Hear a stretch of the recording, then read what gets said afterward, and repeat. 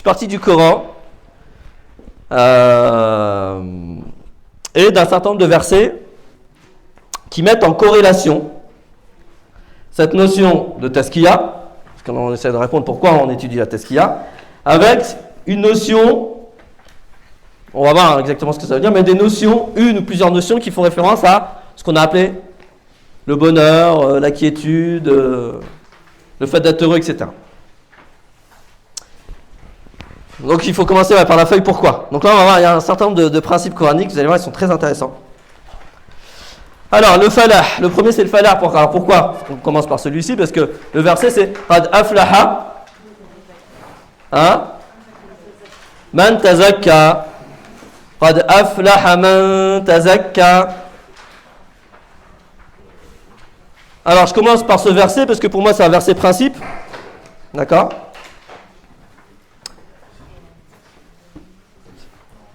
C'est bon? Qu'est-ce que nous dit le verset? Qad, en langue arabe, c'est pour indiquer de quoi? Ok. Niveau de certitude. Quant à quoi? Quant à ce qui va être énoncé par la suite. D'accord? Le qad introduit une certitude, d'accord? Ou une proximité, hein? D'accord? Il ne faut pas l'oublier ça. Une certitude et une proximité. Quand on dit qad qamatis salah, ça veut dire quoi? Elle est là. Là c'est bon, on va la démarrer. Il y a une proximité. Donc elle indique, le qad, il indique d'une intensité, d'une certitude, mais aussi d'une proximité avec une chose donnée. Hein? Ouais. Ou proche. D'accord? Ensuite, aflaha, donc c'est un verbe, hein? Ok, sa racine c'est quoi? Falaha. Alors je sais pas comment c'est traduit. Là je vous ai mis les traductions de classiques, enfin classiques les plus répandues. Hein. Je sais pas si ça a été traduit comment ici. Ah non, mais donc, celui-ci j'ai fait l'effort.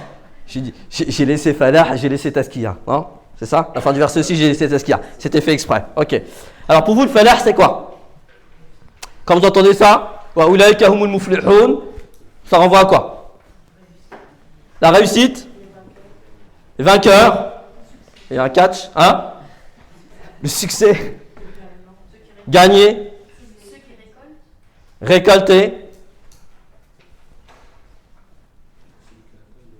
C'est pas mal. Il n'y a pas le mot bonheur hein, dans vos falah à vous. Hein? Heureux, ok. Donc ceux qui sont dans un état de joie. Hein? Une paix intérieure. Ok, alors on va revenir à la racine. Hein. Falaha. Vous connaissez al-falah ou al-fallah? Le fallah. Il fait quoi le fallah? Il cultive. Il fait, alors, donc il fait quoi? Alors, dites-moi ce que fait un fallah. Vous avez déjà cultivé quelque chose dans vos... Ok. Donc, il y a déjà un effort de quoi? De travail de la terre. D'accord? Il y a un travail de la terre. Bon, il y a un effort fourni pour travailler la terre. D'accord? Parce qu'une terre, en fait, si elle n'a jamais été cultivée, elle a tendance à quoi? Non? À ne pas être aérée. Hein. Donc, à être extrêmement dur. D'accord? C'est pour ça qu'on a besoin, dans un premier temps, d'un travail pour pouvoir l'aérer, l'oxygéner d'une certaine manière. Parce que si elle n'est pas oxygénée, elle ne pourra pas donner des fruits. Hein. C'est bon? Donc, premier effort que doit faire le fallah, c'est de quoi? D'une certaine manière, c'est de briser cette rigidité. D'accord? Pour aérer, pour... On dit comment? Ameublir. Fallah, c'est ce qui commence par faire ça. Ok? Ensuite, il va semer, d'accord? Et il sème comment? Pour ceux qui ont déjà essayé de faire pousser des choses. Oui, c'est vrai, mais... Avec abondance. Ah bien sûr, avec abondance. La semence, c'est toujours beaucoup plus grande que quoi? En termes de, on va dire en termes de pieds. Après la récolte, non. Après, ça fait son effet. Mais en termes de pieds, si on parle de pieds de tomates, apparemment maintenant on fait des plants, etc. Mais on sème plus de graines qu'on obtient de plants. Hein, enfin, de plants, ça c'est clair. Même quand on fait des plants d'ailleurs. Donc la semence, ça doit se faire en abondance. Parce que toutes les graines ne vont pas germer. C'est bon? D'où l'intérêt de semer en abondance. Donc là, il y a pas mal de choses qui se dessinent déjà. Ensuite, qu'est-ce qu'il fait? Ouais. Ok. Ouais. Les mauvaises herbes, ce qu'on appelle les mauvaises herbes. Hein. Ceux qui sont dans la permaculture, ils vous diront qu'il n'y a pas de mauvaises herbes. Mais ouais, ouais, pour pas se déshydrater. Non, mais il va arroser, on est d'accord. Il va arroser, ok. Et ensuite, il va. Alors, ça peut être symbolisé par le fait d'enlever les mauvaises herbes, etc. Mais en tout cas, il va quoi? Entretenir. D'accord? Il va vraiment entretenir. Jusqu'à. Ouais. Ça prend du temps, ça, ou ça se fait en. Non, ça ne demande pas de la patience. La constance et la persévérance.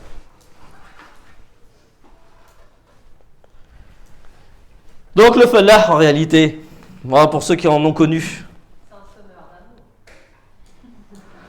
Ouais, bah c'est une. Moi j'adhère. Hein. On pourrait définir le fallah comme un semeur d'amour. C'est pas mal. Qu'est-ce que je voulais dire? Du coup, j'en ai perdu mon latin, mon arabe coranique. Là, j'en ai perdu mon arabe coranique.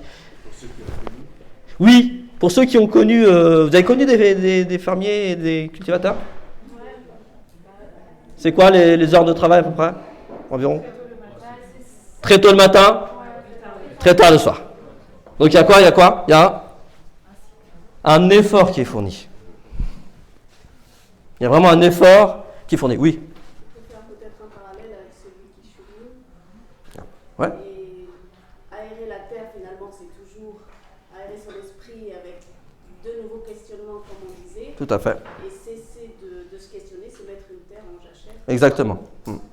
D'une certaine manière, l'analogie, effectivement, cesser de se questionner, c'est rendre une terre fertile. D'une certaine manière. Ok, donc c'est quoi l'effort? Parce que souvent, l'effort est peut-être compris par beaucoup comme étant synonyme de quoi? De souffrance, de douleur. Non, l'effort c'est quoi? Ici, enfin en tous les cas tel qu'on l'utilise ici, c'est mettre en œuvre tout son potentiel pour réaliser un acte donné. C'est ça l'effort. C'est bon? Actionner tout notre potentiel, toute notre capacité, mettre à contribution tous nos leviers, d'accord? Toutes nos forces, toutes nos compétences, au service d'une action, au service d'une œuvre donnée. C'est ça l'effort. Ok. Et après qu'il ait fait tout ça, il récolte. Et à votre avis, quand le cultivateur, il récolte et il goûte le fruit de son effort, à votre avis, est-ce que c'est le même goût que moi, je viens au supermarché ou au marché C'est pas le même goût. Pour non, c'est la même chose, c'est le même produit. Mais ça peut pas être le même goût. Parce qu'il y a aussi quelque chose dans l'être humain, lorsque l'humain acquiert quelque chose sans effort, le goût est quoi? Moins intense. Quand vous réussissez une épreuve qui n'était pas difficile, bah, ouais, vous êtes content, mais pas tant que ça. Vous voyez? Par contre, quand vous réussissez une épreuve, que ce soit intellectuelle ou autre, qui est quoi? Ardue, difficile, là, il y a cet état d'âme, il y a cette jouissance intérieure, d'accord, qui est palpable, qui est intense. Le travail paye. On s'en rend compte à ce moment. Ouais, exactement. Oui. Là, on est dans le fallah, hein? Voilà. Donc, c'est pour ça que moi, j'ai pour habitude de traduire le fallah par le fruit de l'effort. C'est le fruit de l'effort. Donc, être un mouflih, c'est quoi? Le mouflih, c'est celui qui a produit un effort et qui a... Bah oui. Les fruits. Donc, c'est cet état d'âme de celui qui goûte aux fruits de son effort. Et ça, c'est de la linguistique. Hein.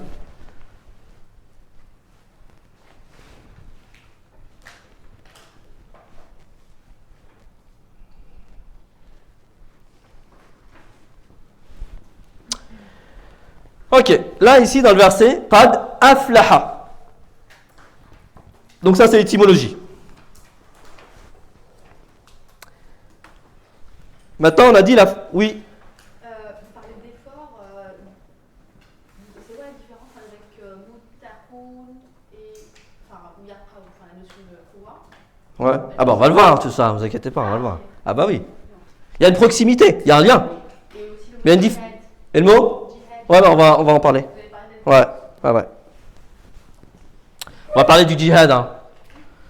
C'est important. Quand même, en ces temps. Donc on va en parler, vous inquiétez pas. Alors ce que je disais, c'est qu'aflaha maintenant, oui, ça c'est le sens de la racine, oui. Et finalement, nous sommes sur cette terre au temps de Fallahoun. Ah bah bien sûr. Et dans l'au-delà, on aura cette récolte, soit douce, soit amère, Oui, de la manière dont on a cultivé son âme. tout à fait. Ouais. Sauf que le fallah, vraiment, ça, c'est spécifique à celui qui récolte les fruits sucrés. Ouais. Celui qui récolte les fruits amers, linguistiquement, on ne va pas l'appeler fallah. Celui-ci va être dans une autre posture, dans un autre état. Ah ben on va voir, ne vous inquiétez pas. Ah, vous êtes pressés aujourd'hui, c'est bien.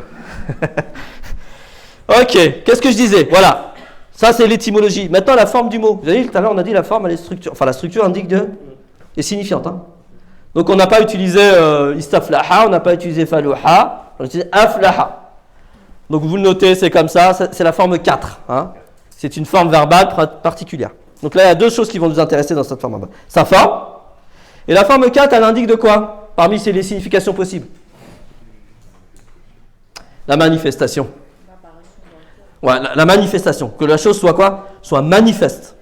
Soit pas juste présente, elle soit présente et manifeste. C'est une des significations, hein?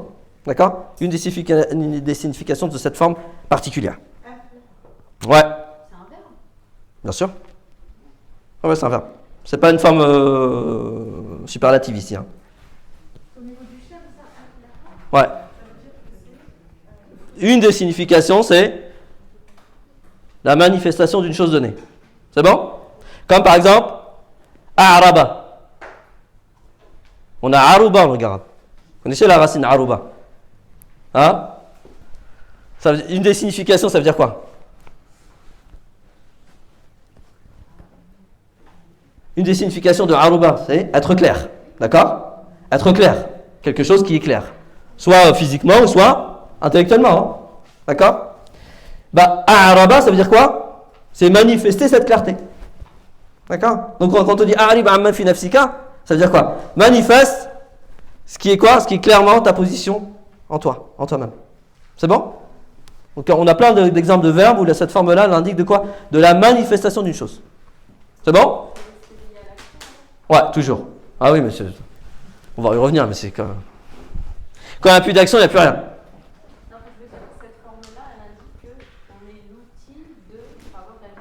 Que l'action se fait de façon manifeste. C'est bon? Ok. Donc ça, c'était la forme verbale, d'un point de vue dérivationnel. Maintenant, il y a une autre indication aussi dans la forme. Ah, bon, là, je vais un peu vous dérouter, mais sachez qu'en langue arabe, dans la conjugaison en langue arabe, il n'y a pas de notion de temps. D'accord? Même si on vous a dit le contraire. Je sais pas, moi, je n'invente rien. Il n'y a pas de notion de temps. Il y a de notion de quoi? Il y a deux grandes notions. Il y a la notion d'accomplissement ou non de l'action. Mais ça, c'est vraiment très intéressant.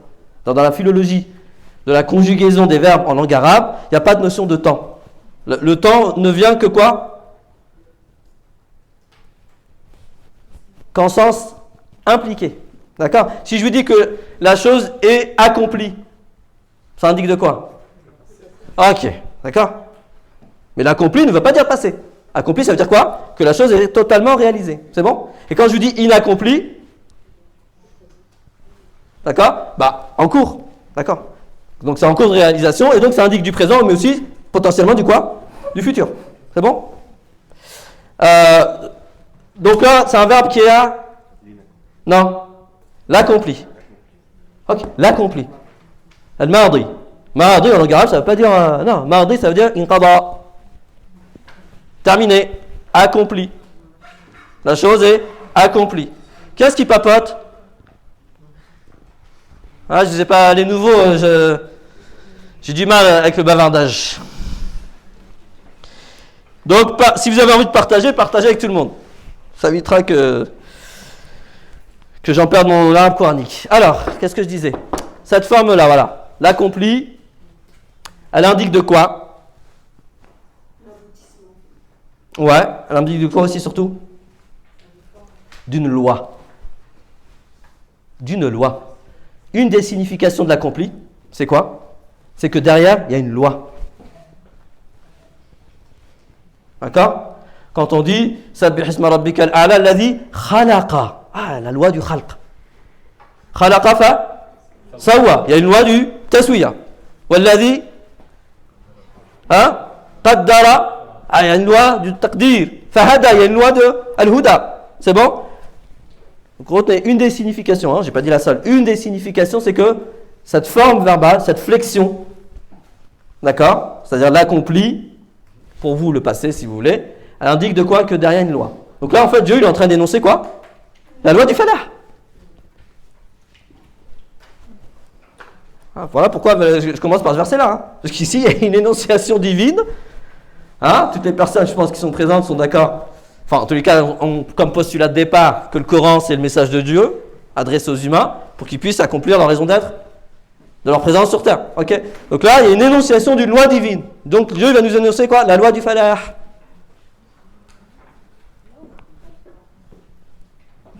Moi, je préfère parler de loi. Le mode d'emploi, ça fait trop contemporain, trop mécanique.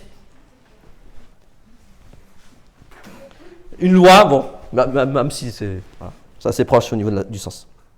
Donc la loi du falah. Ok? 1, 3, ok. Alors quelle est la loi du falah? C'est ça qui est magnifique, hein, parce que les lois, en fait, c'est comme la loi de la relativité, etc. En général, vous regardez les lois. Ce qui peut être un prémisse dans toutes les lois énoncées par de la véracité ou de la conformité à la réalité qu'on essaie de formuler, c'est quoi? C'est la simplicité. Pas simpliste, hein. La simplicité de la loi. Elle est un prémisse de quoi? De sa conformité à quoi? À la réalité que la loi essaye de formuler. Donc Dieu dit Qad aflaha, c'est quoi la loi? Man tazakka. Et le man en langue arabe, bah, si des personnes n'ont pas l'idée de loi dans aflaha, ils l'ont au minimum dans quoi? Man. Pourquoi? C'est en langue arabe man. Ça veut dire ça indique de quoi? Exactement. Il y a l'idée de condition. Vous savez ce que c'est qu'une condition, hein? C'est quoi une condition?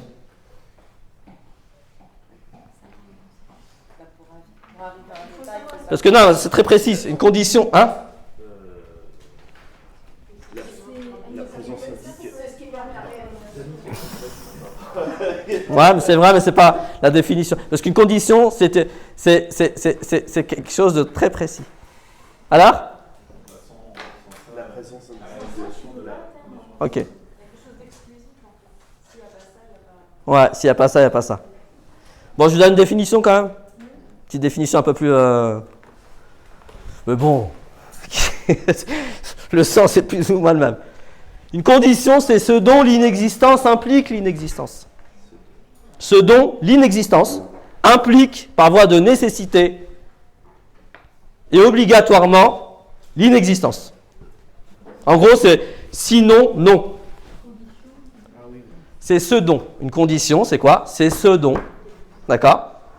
L'inexistence, la non-présence, implique par voie de nécessité et d'obligation. Quoi? L'inexistence. C'est bon? S'il n'y a pas, il n'y a pas. Voilà. Dit autrement, s'il n'y a pas, il n'y a pas.